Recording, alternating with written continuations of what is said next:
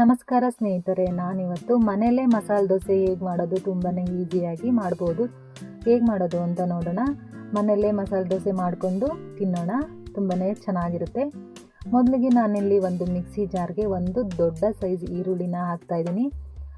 ಒಂದು ಎಸಳಷ್ಟು ಬೆಳ್ಳುಳ್ಳಿನ ಹಾಕ್ತಾಯಿದ್ದೀನಿ. ಇದು ಸ್ವಲ್ಪ ದಪ್ಪಗಿರೋದ್ರಿಂದ ನಾನು ಒಂದು ಎಸಳಷ್ಟೇ ಹಾಕ್ತಾಯಿದ್ದೀನಿ. ನೀವು ಬೇಕಾದರೆ ಒಂದು 5 ಎಸಳು ಹಾಕೋಬೋದು, ಮೀಡಿಯಮ್ ಸೈಜು.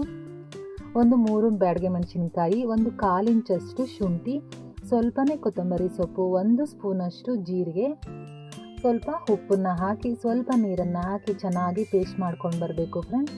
ಇವಾಗ ಮನೆಯಲ್ಲೇ ಇರೋ ದೋಸೆ ಹಿಟ್ಟಿಗೆ ಈ ಪೇಸ್ಟನ್ನು ಸೇರಿಸ್ಕೊಂಡು ಚೆನ್ನಾಗಿ ಮಿಕ್ಸ್ ಮಾಡಬೇಕು.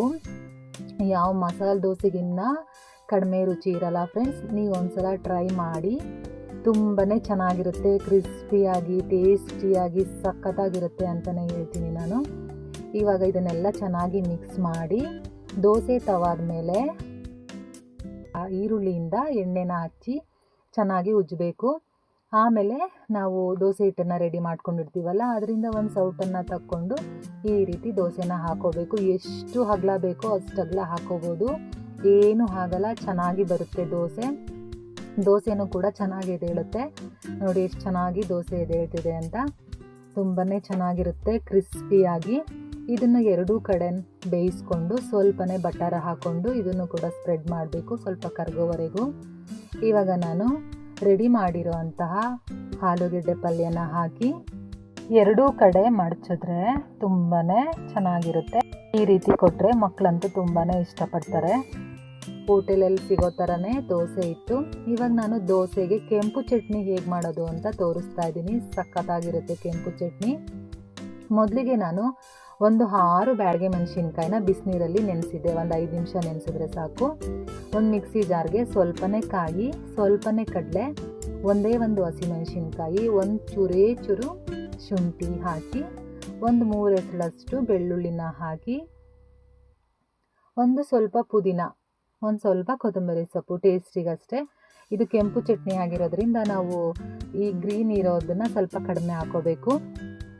ಸ್ವಲ್ಪ ಹುಣಸೆಹಣ್ಣು ಹಾಕಿ, ರುಚಿಗೆ ಒಂದು ಸ್ವಲ್ಪ ಬೆಲ್ಲ ಹಾಕಿ, ಇವಾಗ ನೆನೆಸಿರೋ ಅಂತಹ ಬ್ಯಾಡಗೆ ಮೆಣಸಿನ್ಕಾಯಿನ ಸೇರಿಸಿ ಸ್ವಲ್ಪ ಉಪ್ಪನ್ನು ಹಾಕಿ ಸ್ವಲ್ಪ ನೀರನ್ನು ಹಾಕಿ ತುಂಬ ನುಣ್ಣಗೆ ಗ್ರೈಂಡ್ ಮಾಡ್ಕೊಂಡು ಬಂದರೆ ಕೆಂಪು ಚಟ್ನಿ ತುಂಬಾ ಸಖತ್ತಾಗಿತ್ತು. ಈ ರೀತಿ ನಾವು ಪೇಸ್ಟ್ ಮಾಡ್ಕೊಂಡು ಬರಬೇಕು. ಇದಕ್ಕೊಂದು ಸಣ್ಣದಾಗಿ ಒಗ್ಗರಣೆ ಕೊಟ್ಕೊಳ್ಳೋಣ.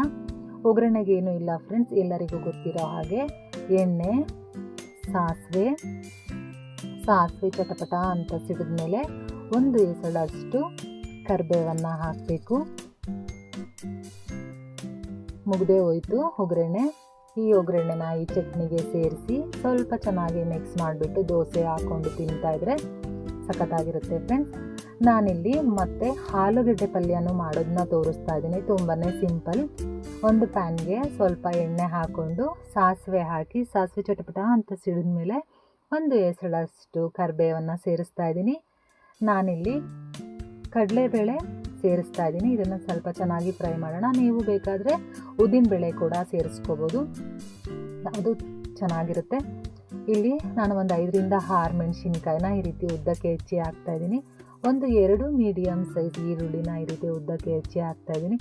ಈ ಆಲೂಗೆಡ್ಡೆ ಪಲ್ಯಕ್ಕೆ ಈ ರೀತಿ ಈರುಳ್ಳಿ ಹಚ್ಕೊಂಡು ಮಾಡಿದ್ರೆ ತುಂಬಾ ಚೆನ್ನಾಗಿರುತ್ತೆ. ಇದನ್ನು ಸ್ವಲ್ಪ ಮೆತ್ತಗಾಗೋವರೆಗೂ ಫ್ರೈ ಮಾಡಬೇಕು. ಆಮೇಲೆ ಸ್ವಲ್ಪ ಉಪ್ಪನ್ನು ಹಾಕಿ ಒಂದು ಅರ್ಧ ಸ್ಪೂನಷ್ಟು ಅರಿಶಿನ ಹಾಕಿ ಚೆನ್ನಾಗಿ ಮಿಕ್ಸ್ ಮಾಡಿದ್ರೆ ಒಂದು 2 ನಿಮಿಷ ಬೇಯಿಸ್ಕೊಳ್ಬೇಕು. ಮೊದಲೇ ನಾನು ಆಲೂಗೆಡ್ಡೆನ ಬೇಯಿಸೋಕ್ಕಿಟ್ಟಿದ್ದೆ.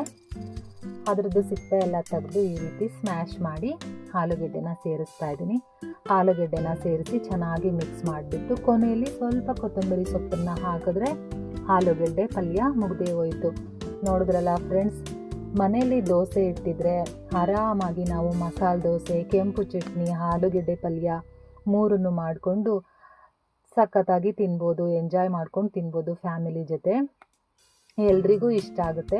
ಮಕ್ಕಳಿಂದ ದೊಡ್ಡೋರ್ವರೆಗೂ ಕೂಡ ಇಷ್ಟಪಟ್ಟು ತಿಂತಾರೆ. ಒಂದು ದೋಸೆ ತಿನ್ನೋ ಜಾಗದಲ್ಲಿ 2 ದೋಸೆ ತಿಂತಾರೆ. ತುಂಬಾ ಕ್ರಿಸ್ಪಿಯಾಗಿ ಬಂದಿತ್ತು. ನೀವು ಒಂದು ಸಲ ಟ್ರೈ ಮಾಡಿ. ನಿಮಗೆ ಈ ರೆಸಿಪಿ ಇಷ್ಟ ಆಗಿದೆ ಅಂತ ತಿಳ್ಕೊತೀನಿ. ಇಷ್ಟ ಆಗಿದರೆ ಒಂದೇ ಒಂದು ಲೈಕ್ ಕೊಡಿ, ಸಪೋರ್ಟ್ ಮಾಡಿ ಅಂತ ಹೇಳ್ತಾ ಮತ್ತೆ ಸಿಗ್ತೀನಿ ಮತ್ತೊಂದು ಈಸಿಯಾದ ರೆಸಿಪಿಯೊಂದಿಗೆ. ಅಲ್ಲಿವರೆಗೂ ನಮಸ್ಕಾರ.